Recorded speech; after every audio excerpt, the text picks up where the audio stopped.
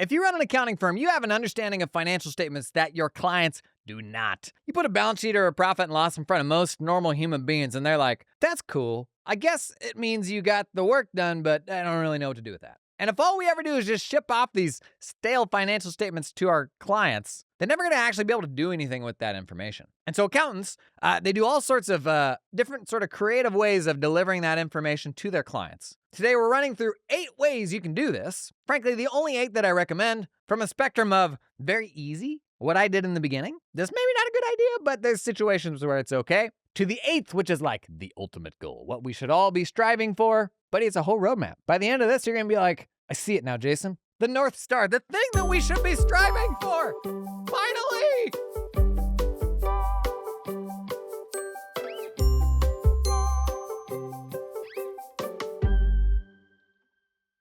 Hey, if you're new here, welcome to the podcast where we talk about running small accounting firms. Because it's not a bad way to make a living. Okay, number 1, the 1th way to deliver financials to a client, don't. What? There's a scenario where you shouldn't send financials to your clients. And it is a scenario that I found myself in pretty regularly, especially early on when we were running, we launched a bookkeeping practice inside of a tax practice. And you know what we did in the beginning? We overestimated our capacity. Ever been there? And we took on some of these engagements that were like kind of ambiguous, and this was like before we were nailing down the scope or anything. We were kind of making all the mistakes. It was basically like, oh yeah, we'll do your accounting on a monthly basis. But these companies had never really had accounting throughout the year, so they didn't even really care to see the financials. And when we were months behind, we didn't volunteer to show them. Because what am I going to do? In August, send them like, hey, look, we got your February financials done. Like, no, that's just gonna make me look dumb. So if you are in a situation where you got some big time capacity issues, there's a world where for folks that maybe just want compliance books and only really want to see it at the end of the year, we don't need to go out of our way to cram down their throat these monthly books that they've never even looked at in the past when we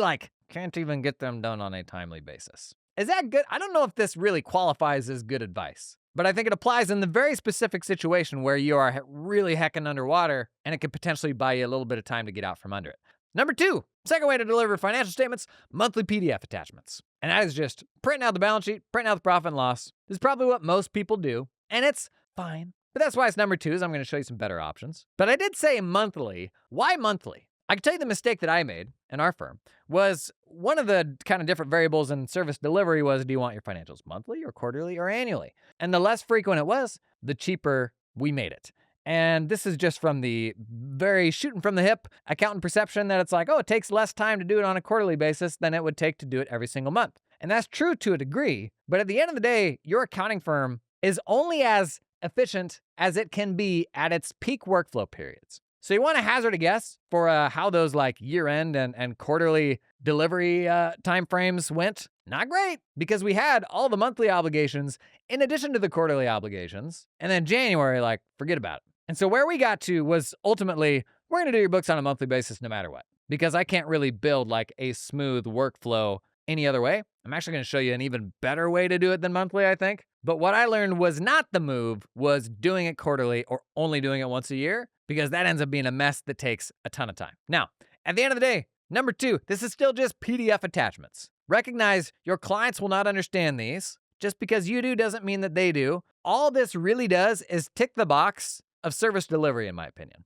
Unless this person has some sort of finance background, recognize the only thing you achieve by sending those financial statements is like signing off that, hey, we did our work. And interestingly, sending them stuff that they don't understand is the leading cause of, my clients, they won't pay attention to anything that I send them.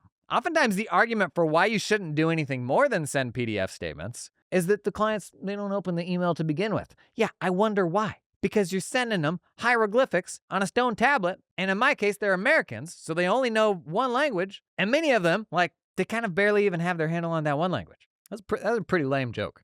There's no way to cleanly edit that out, so just forgive me that lame joke. So don't get blocked at, well, I'm never going to do anything other than send my clients PDF financials because they won't look at them. The reason they don't look at them is because they don't understand them. The reason why we would move beyond them is to deliver something they do understand. Okay, version number 3, the old monthly PDF attachment plus a call. We're going to talk about it. Maybe I can decipher this mystical document for you and try to get to some actionable insights.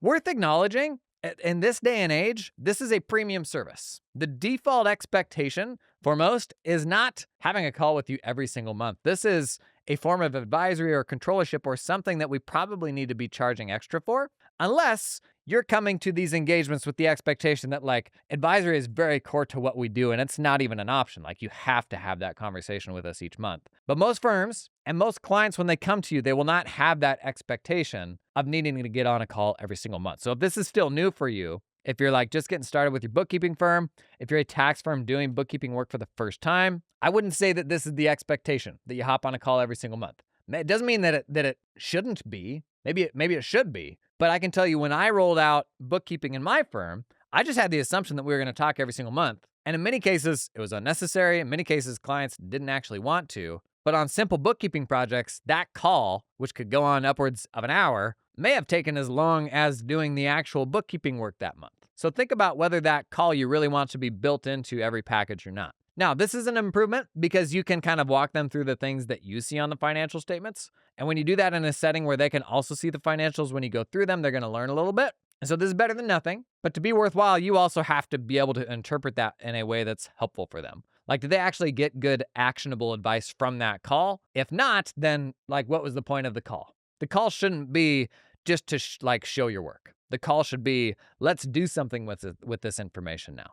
Delivery method number 4, a monthly PDF attachment with an asynchronous video. So version 3 is synchronous delivery. That is, we have to hop on a call. We got to do this thing live with the client. We'll do it live. Version number 4 here is asynchronous delivery. We're going to record a video and send that explainer to the client. And this is what my firm did for most of our clients, is we would send the client a 3-minute video with the PDF financials. That 3-minute video, a member of our team would walk through everything they saw in the financials. And then in that delivery email, they would include a booking link if the client did want to chat. And this for us, we found was a good balance between not wasting a bunch of time in the meeting while still showing up and like the client seeing our face and giving them some value. And it was really nice because it was asynchronous. So we could record the video anytime.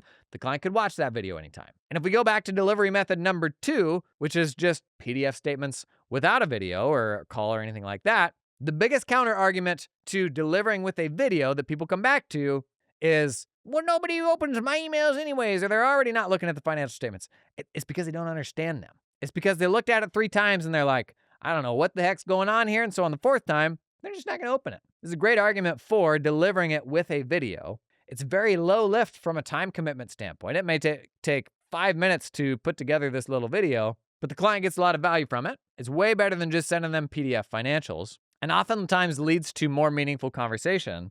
One thing I try to always avoid is getting on a call with a client and watching them try to understand something. Like, usually I will deliver the information to a client and tell them, review this, and then let's chat. I don't ever want to have a meeting where I show them something for the first time or introduce an idea for the first time while we're meeting, because they're just sitting there processing it, and I'm like watching them do that. That's not a good use of either of our times. Okay, delivery method number 5. By the way, this video idea came from a great discussion I had with some super talented firm owners in my community. Realize I do a weekly coaching call, and the question that came up was like, I kind of got to find a better way to deliver financial statements. Like hadn't quite stuck the landing of what made sense for their clients yet. Led to a really good discussion of like what different people in the group were doing, what worked, what didn't work. That's where a lot of these ideas came from. I always link that community down in the show notes, www.rlz.io.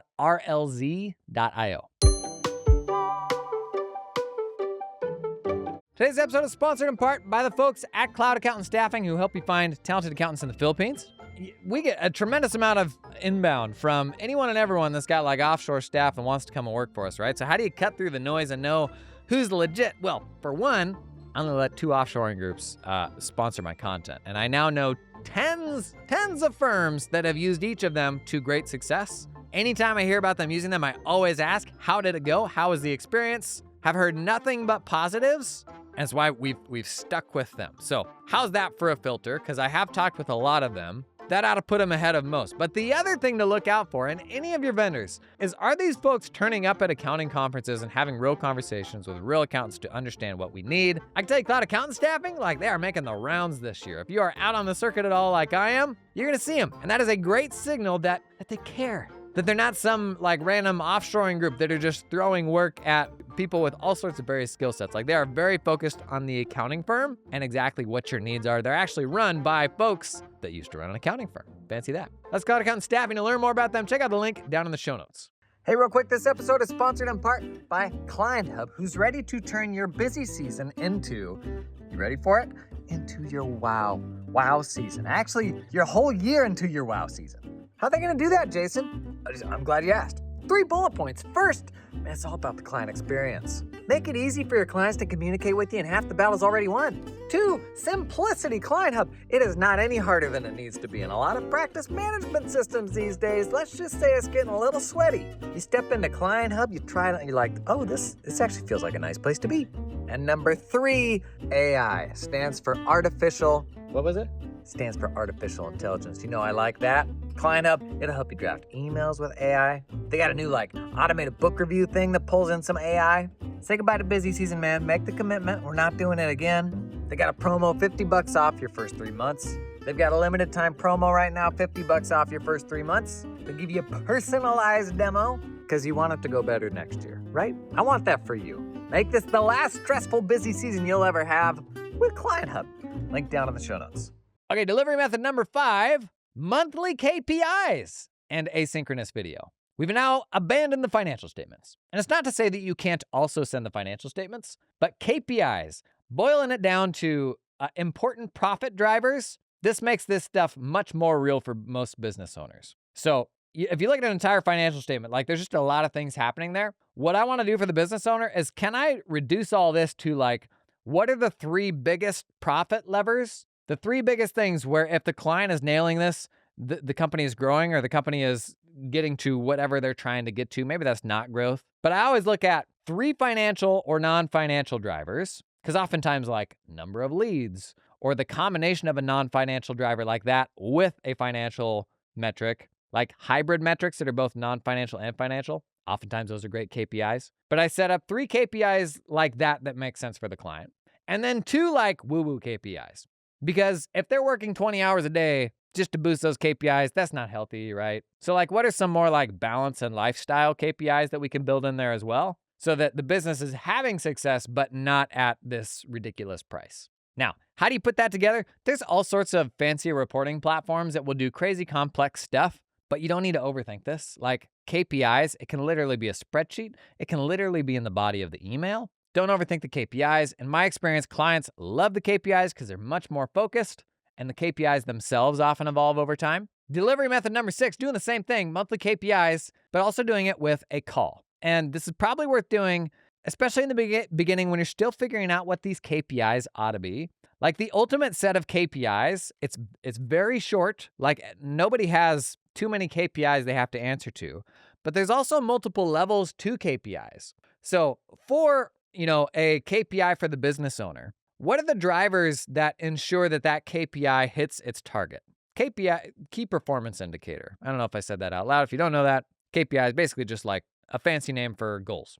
For a KPI for the business owner, what are the things that the rest of their team, if they do have a team, what are the inputs from the rest of their team that will ensure that the business owner's KPI is on target? Oftentimes, the very next conversation you have with the client after that is, then what should the KPIs be for your team? You can make your team members accountable to those.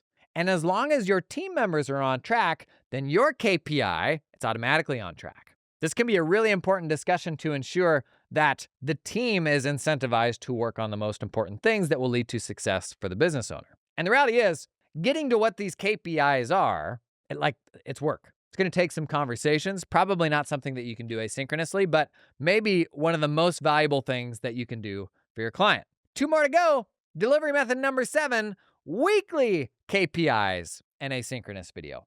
Here's the thing. The most progressive, successful bookkeeping practices I know these days, they do bookkeeping on a weekly basis. They're not doing monthly. For the exact same reason that we talked about earlier, where you're trying to manage, what are the bottlenecks in my year? When is capacity at its peak? Not capacity. When are there these spikes in workflow requirements where we end up bottlenecked? Well, if you do quarterly financials, it's going to be every quarter, right? Year end always sucks. Not a great way around that besides trying to be as caught up as possible before you hit 12/31. But the best solution to this is updating every single company's books on a weekly basis, getting any questions out to the client on a weekly basis so that when you tick over to the new month, 90% of the work's already done. And I started at the opposite end of the spectrum for the rationale that we talked about. Well, the less frequently you can do it, then you can batch the work and it doesn't take as long. But the reality is your constraint when you're running the business of running an accounting firm is everybody wants their month-end close on the 5th. Well, we can't do everybody on the 5th. So maybe some people pay more for earlier in the month and then the last people don't get it until the 25th. You're still like managing these bottlenecks, these constraints, and the business can only ever handle as much volume as the bottleneck can handle.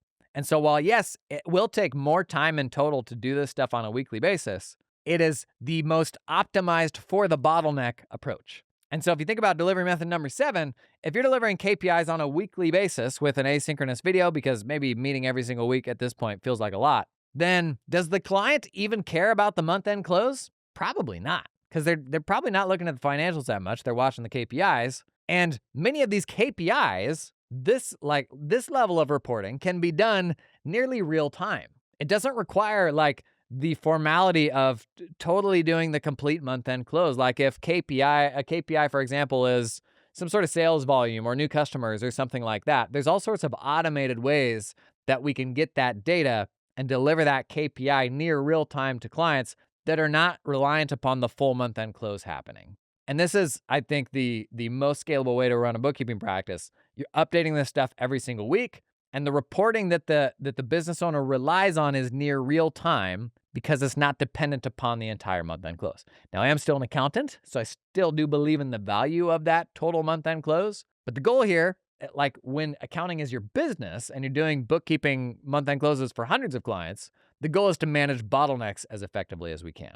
Now, number 8, the 8th way to deliver financials is to do so on a weekly basis, but with your own proprietary formula. And it's basically KPIs, but opinionated KPIs. And this becomes possible when you're serving a more specific type of entrepreneur, and those KPIs become your secret sauce.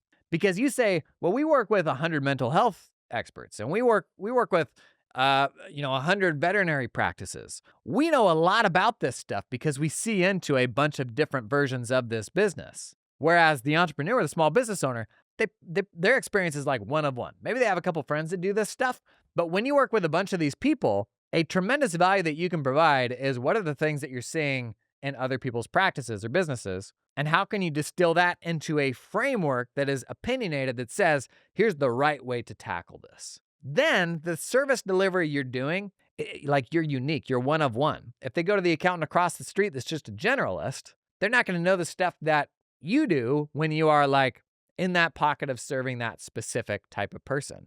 I worked with a guy once that said it was always important to name your process. If you got a process for something, name it. It looks more impressive from a marketing standpoint. And I think there's some truth to that. But the goal here, the way to do this in as scalable a way as possible, is not to reinvent the KPIs on every single engagement, because that is really time consuming. It's to get to where you're serving a specific enough client profile to where, that vet clinic, maybe you've got a set of KPIs that they need to be plugged into until they reach $500,000 in revenue a year. And then maybe from $500,000 to $3 million, there's a different set of KPIs you want them to watch. Maybe once they're running multi-clinic, then those KPIs change again. But your firm then has an opinionated approach. They say, this is the framework that we recommend for how to do this stuff because we know it really well. And at that point, you are an incredibly valuable advisor. This is the most valuable thing that you can do for the client who doesn't even know what those KPIs should be, but it's simultaneously the most scalable way that you can run that practice. When more of your team members are doing that advising and the KPIs are on rails, it doesn't require imagining that stuff from scratch because you already got the system. And you can evolve the system and improve it over time, but the tooling for how you get those KPIs every single week on an automated basis, you could build a little more of that stuff to make it even sweeter. But that's number 8 here. Weekly delivery of some named branded deliverable. That is the peak alpha firm. If you're trying to squeeze everything that you can out of your firm from a scale and profitability standpoint, that is the North Star. What do you think? What do you think?